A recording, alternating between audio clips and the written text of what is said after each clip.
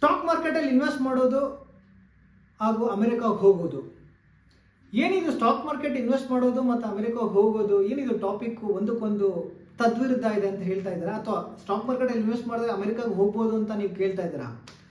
ಇಲ್ಲ, ಯಾಕಂತ ಹೇಳಿದ್ರೆ ನಾನು ಇತ್ತೀಚೆಗೆ ಒಬ್ಬರನ್ನ ಸೀನಿಯರ್ ಸಿಟಿಸನ್ನ ಕಂಡಿದ್ದೆ. ಅವರು ಒಂದು ಮಾತು ಹೇಳಿದ್ರು, ಏನು ಮಾಡ್ತಾ ಇದೆಯಾ ಅಂತ ಕೇಳಿದ್ರು. ನಾನು ಹೇಳ್ದೆ ಇದೆ ನಾನು ಇನ್ವೆಸ್ಟ್ಮೆಂಟ್ಸ್ ಅಥವಾ ಸ್ಟಾಕ್ ಮಾರ್ಕೆಟಲ್ಲಿ ಇದ್ದೀನಿ ಅಂತ ಹೇಳಿದೆ. ಅವ್ರು ಅದಕ್ಕೆ ಒಂದೇ ಮಾತು ಹೇಳಿದ್ರು, ಈ ಸ್ಟಾಕ್ ಮಾರ್ಕೆಟೆಲ್ಲ ಫ್ರಾಡು, ಎಷ್ಟೋ ಜನ ನೋಡಿದ್ದೀನಿ ಬರ್ಬಾದ ಹೋಗಿದ್ದಾರೆ, ಕೋಟ್ಯಾಂತರ ಪತಿ ಇರ್ತಾರೆ, ಬಂಗ್ಲೋಲ್ಲಿ ಇರ್ತಾರೆ, ಅವರೆಲ್ಲ ಈಗ ಫುಟ್ಪಾತ್ಗೆ ಬಂದ್ಬಿಟ್ಟಿದ್ದಾರೆ ಅಂತ. ಅವ್ರಿಗೆ ಎಷ್ಟೊಂದು ಸಲ ತಿಳಿಯಲ್ದೆ ಸ್ಟಾಕ್ ಮಾರ್ಕೆಟ್ ಇದ್ರೆ ಹಂಗಲ್ಲ, ನೀವು ಕರೆಕ್ಟಾಗಿ ಒಳ್ಳೆ ಕಂಪ್ನೀಸಲ್ಲಿ ಇನ್ವೆಸ್ಟ್ ಮಾಡಿದ್ರೆ ನಿಮ್ಗೆ ಯಾವತ್ತೂ ದುಡ್ಡು ಕಳ್ಕೊಳಲ್ಲ ಅಂತ. ಬಟ್ ಅವ್ರು ಅದನ್ನು ನಂಬೋಕೆ ರೆಡಿ ಇಲ್ಲ.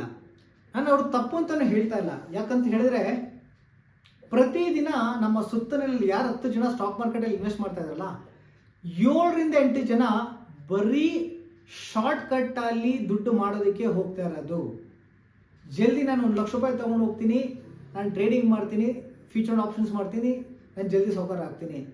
ಮಾತ್ರ 1 ಲಕ್ಷ ಇದೆ, ಪ್ರತಿದಿನ ನಾನು ಒಂದು 2ರಿಂದ 3 ಸಾವಿರ ರೂಪಾಯಿ ಮಾಡಿದ್ರೆ ನಾನು ದಿನಕ್ಕೆ ಖರ್ಚಾಗುತ್ತೆ. ಇದೇ ಥರ ಇರೋರೇ ತುಂಬ ಜನ ಇರೋದು.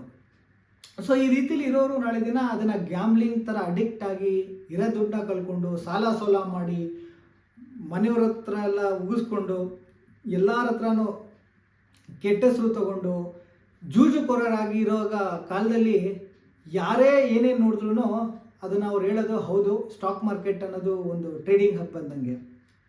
ಇದನ್ನು ನಾನು ನಿಮಗೆ ಹೇಗೆ ನಾನು ವಿವರಿಸ್ತೀನಿ ಅಂತ ಹೇಳಿದ್ರೆ ಅಮೆರಿಕನ್ ಡ್ರೀಮ್ ಬಗ್ಗೆ. ನಾನು ಏನಕ್ಕೆ ಅಮೆರಿಕನ್ ಡ್ರೀಮ್ ಬಗ್ಗೆ ಹೇಳ್ತಾ ಇದ್ದೀನಿ ಅಂದರೆ, ಭಾರತದಲ್ಲಿ ಏನಿಲ್ಲ ಒಂದು 40ರಿಂದ 50 ವರ್ಷದ ತನಕನೂ ಎಲ್ರಿಗೂ ಒಂದು ಕನಸಿತ್ತು. ಏನು ಅಂದರೆ ಚೆನ್ನಾಗಿ ಓದಬೇಕು, ಹೋಗಿ ಅಮೆರಿಕಲ್ಲಿ ಹೋಗಿ ಸೆಟ್ಲ್ ಆಗಬೇಕು ಅಂತ ಅಂದ್ಬಿಟ್ಟು. ಇಂಡಿಯಲ್ಲಿ ಆಪರ್ಚುನಿಟಿ ಇಲ್ಲ ಅಂತ ಅಲ್ಲ, ಮುಂಚೆ ಇರದೇ ಇರ್ಬೋದು, ಬಟ್ ಇದನ್ನ ತುಂಬ ಇದೆ. ಬಟ್ ಏನಕ್ಕೆ ಅಮೆರಿಕಾಗೆ ಹೋಗ್ಬೇಕಂದ್ರೆ it is a land of opportunities. ಅಲ್ಲಿ ಡೆವಲಪ್ ಕಂಟ್ರಿ, ಎಜುಕೇಷನ್ ತುಂಬ ಚೆನ್ನಾಗಿದೆ, ಹಾಗೂ ಜಾಬ್ ಆಪರ್ಚುನಿಟೀಸ್ ತುಂಬ ಚೆನ್ನಾಗಿದೆ. ನಿಮಗೆ ಅರ್ನಿಂಗ್ ಕೆಪಾಸಿಟಿ ಅಥವಾ ಏನು ದುಡಿತಿರಲ್ಲ ಅದು ತುಂಬ ಚೆನ್ನಾಗಿ ದುಡಿಬೋದು ಅಂತೆಲ್ಲ ಕನಸಿತ್ತು. ಬಟ್ ಯಾರೋ ಒಬ್ರು ಅಮೆರಿಕಾಗೆ ಹೋಗ್ಬೇಕಂತ ಹೇಳಿದ್ರೆ ಯಾವ ರೀತಿಲಿ ಹೋಗ್ತಾ ಇದ್ರು? 10th ಫೇಲ್ ಆಗಿಬಿಟ್ಟು ಯಾರನ್ನೋ ಹೋಗ್ಬಿಡ್ತಾ ಇದ್ರ? ಖಂಡಿತ ಇಲ್ಲ ಅಲ್ಲ. ಅಥವಾ PUC ಜಸ್ಟ್ ಪಾಸ್ ಆಗಿ ಹೋಗಿದ್ದೀನಿ, ನಾನು ಹೋಗಿ ಅಮೆರಿಕಲ್ಲಿ ಡಿಗ್ರಿ ಮಾಡ್ತೇನೆ ಅಂತ ಯಾರನ್ನೋ ಹೋದ್ರಾ? ಖಂಡಿತ ಇಲ್ಲವಲ್ಲ. ಅಲ್ಲಿ ಇಲ್ಲಿ ಯಾರೋ ದುಡ್ಡು ಮಾಡಿರೋ ಪೊಲಿಟಿಷಿಯನ್ಸ್ ಮಕ್ಕಳು, ಬಿಸ್ನೆಸ್ ಮ್ಯಾನ್ ಮಕ್ಕಳು ಹೋಗಿದ್ದಾರೆ ಓದೋಕ್ಕೆ ಅಂತ. ಏನು ಓದಿದ್ರಂತ ದೇವ್ರಿಗೆ ಬಲ್ಲ. ಇದನ್ನ ಬಂದ್ಬಿಟ್ಟು ನಮ್ಮನ್ನ ಹಾಳ್ತಾ ಇದ್ದಾರೆ, ಅದು ಬೇರೆ ಪ್ರಶ್ನೆ. ಬಟ್ ಯಾರು ನಮ್ಮ ಮಿಡ್ಲ್ ಕ್ಲಾಸಿಂದ ಹೋಗಿದಾರಲ್ಲ, ಅವರು ಕಷ್ಟಪಟ್ಟು ಎಕ್ಸಾಮ್ಸ್ನ ಪಾಸ್ ಮಾಡಿ, ಇಂಜಿನಿಯರಿಂಗ್ ಮಾಡಿ, ಟೊಫೆಲ್ಲು ಮತ್ತೊಂದು ಎಕ್ಸಾಮ್ಸ್ ಎಲ್ಲ ಬರೆದು ಅಲ್ಲೊಂದು ಮಾಸ್ಟರ್ಸ್ ಡಿಗ್ರಿ ಮಾಡೋಕ್ಕೆ ಹೋಗೋ, ಅಥವಾ ಇಲ್ಲಿಂದ ಒಂದು ಸಾಫ್ಟ್ವೇರ್ ಕಂಪ್ನಿಲಿ ಅಲ್ಲಿ ಟ್ರೈನಿಂಗು ಅಥವಾ ಅಲ್ಲಿ ಪ್ರಾಜೆಕ್ಟ್ ಡೆಲಿವರಿಗಂತ ಹೋಗೋ, ಅಲ್ಲಿ ಕಷ್ಟಪಟ್ಟು ಅಲ್ಲೊಂದು ಕೆಲಸ ಹುಡ್ಕೊಂಡು ಈ ರೀತಿಲೇ ಲೀಗಲ್ ಹೋಗಿರೋ ತುಂಬ ಜನ.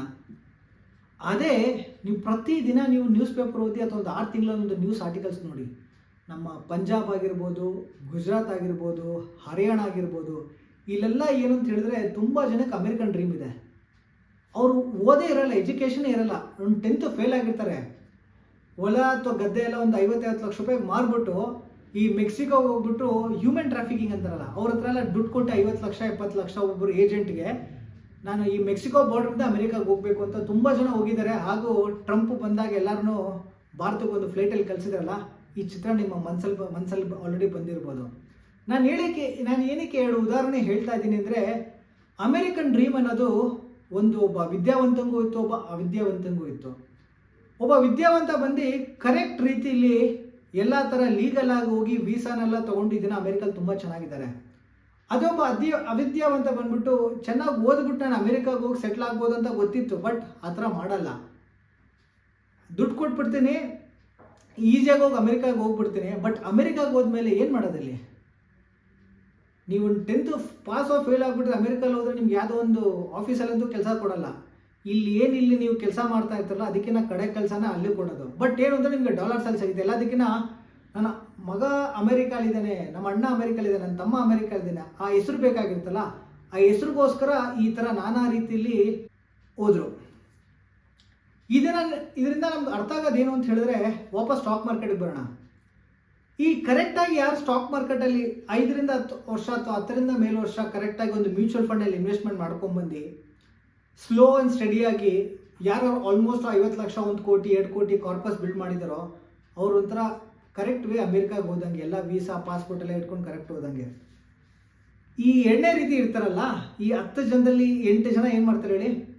ಫಾಸ್ಟಾಗಿ ನಾನು ದುಡ್ಡು ಮಾಡಬೇಕು, ಫಾಸ್ಟಾಗಿ ಟ್ರೇಡಿಂಗ್ ಮಾಡಬೇಕು. ಎಲ್ಲರೂ ಕೇಳಿದ್ರೆ ಏನು ಮಾಡ್ತಾ ಇದ್ದಾರೆ ಅಂದರೆ ನಾನು ಸ್ಟಾಕ್ ಮಾರ್ಕೆಟಲ್ಲಿ ಟ್ರೇಡಿಂಗ್ ಮಾಡ್ತಾ ಇದ್ದೀನಿ ಅಂತ ಹೇಳಬೇಕು, ಆಮೇಲೆ ಇನ್ವೆಸ್ಟರ್ ಅಂತ ಹೇಳಬೇಕು. ಇದನ್ನೆಲ್ಲ ಹೇಳಬೇಕು ಅಂದ್ಕೊಂಡು ಸ್ಟಾಕ್ ಮಾರ್ಕೆಟ್ ಬಗ್ಗೆ ಗಂಧ ಗಾಳಿನೂ ಗೊತ್ತಿಲ್ಲ ಅಥವಾ ಅದ್ರ ಬಗ್ಗೆ ರಿವಾಜು ಗೊತ್ತಿಲ್ಲ.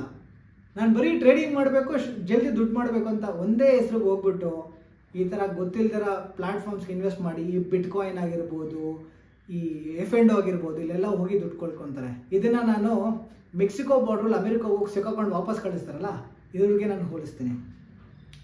ಸೊ ಈ ಎಕ್ಸಾಂಪಲ್ಗೋಸ್ಕರ ನಾನು ಹೇಳಿದ್ದು ಸ್ಟಾಕ್ ಮಾರ್ಕೆಟ್ ಹಾಗೂ ಅಮೆರಿಕನ್ ಡ್ರೀಮ್ ಅಂತ. Thank you.